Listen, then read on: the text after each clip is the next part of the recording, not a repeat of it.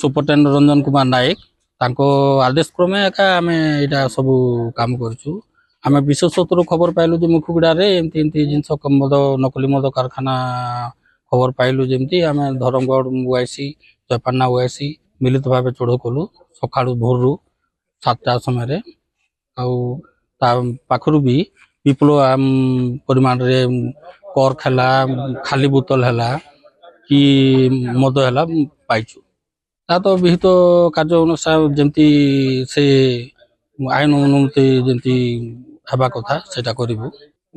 खुशीराम साहू तार ना आउ से आमे जानिबा को पाइछु से दीर्घ दिन हला करि आस्तला बोलिकरी खबर पाइथिलु किंतु आमे बहुत चेष्टा करबा सते आज सफल पाइछु।